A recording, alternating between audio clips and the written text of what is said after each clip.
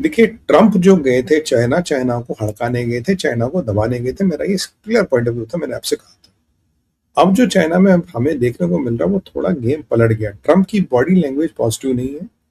Trump की body language से लगता नहीं चाइना माना है। और जो उसने कहा था कि भाई मैं जाके बोलूंगा, मैं ताइवान को हथियार बेचूंगा, क्यों ना बेचूं।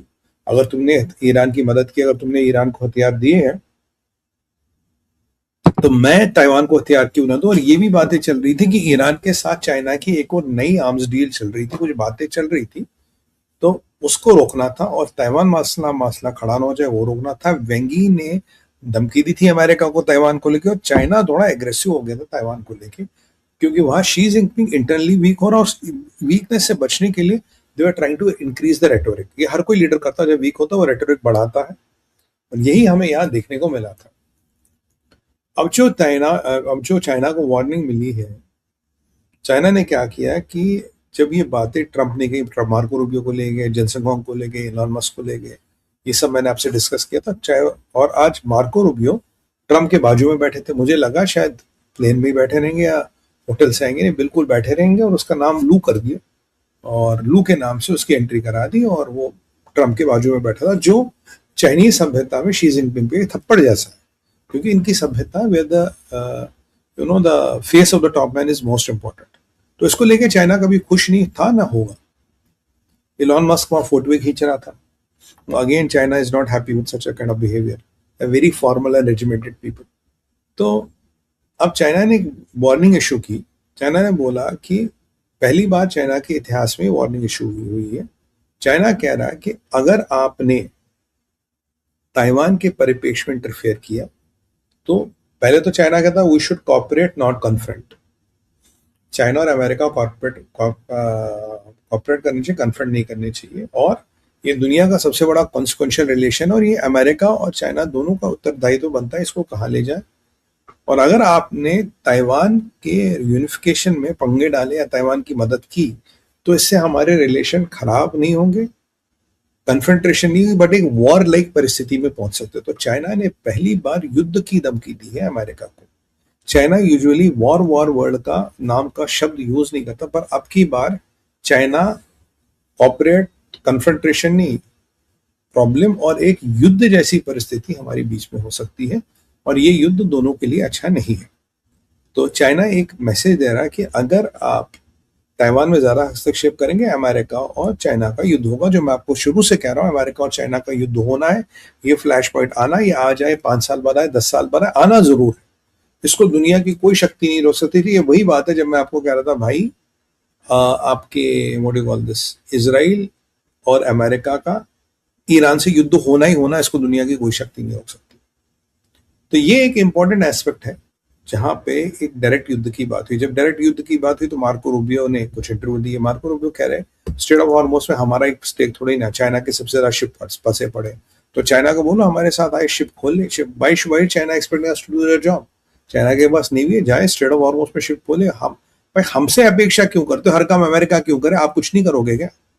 एक तो ये बोला। फिर चाइना को दूसरा तंज कसा मार्को रूबियो ने। बोला देखो चाइना आपकी ना एक्सपोर्ट ओरिएंटेड इकोनॉमी है, you are not a internal consuming economy like Bharat. जैसे भारत एक इंटरनल कंज्यूमिंग इकोनॉमी है, आपकी डिपेंडेंस चलती है एक्सपोर्ट करके, और एक्सपोर्ट अगर करना है तो आपको वर्ल्ड ऑर्डर को मानना पड़ेगा, वर्ल्ड के रूल मानने पड़ेंगे। या तो आप इंटरनल कंज्यूमिंग इकोनॉमी, आपको एक्सपोर्ट की जरूरत ही नहीं, ठीक है, आपको फर्क ही नहीं पड़ता। आपके यहाँ जो फैक्ट्रियों में माल बनता है उसकी खपत चाइना में नहीं होती, उसकी खपत पूरी दुनिया में होती है। और पूरी दुनिया में अगर आपको इंटरनेशनल ट्रेड करना और उससे पैसे कमाने, तो आपको इंटरनेशनल वर्ल्ड ऑर्डर भी मानना पड़ेगा, इंटरनेशनल दुनिया के कायदों को भी मानना पड़ेगा। आप इंटरनेशनल दुनिया के कायदों को दरकिनार करके भाई आप इंटरनेशनल ट्रेड नहीं कर पाओगे, ये नहीं चलेगा।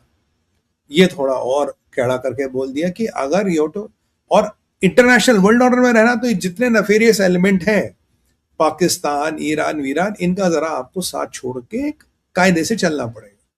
ये वार्निंग दी। अब जब चाइना ने ताइवान को लेके सीधी सीधी वार्निंग दे दी अमेरिका को युद्ध की, तो अमेरिका को भी जवाब देना था। और अमेरिका के लिए बड़ा ह्यूमिलेटिंग है। क्यों?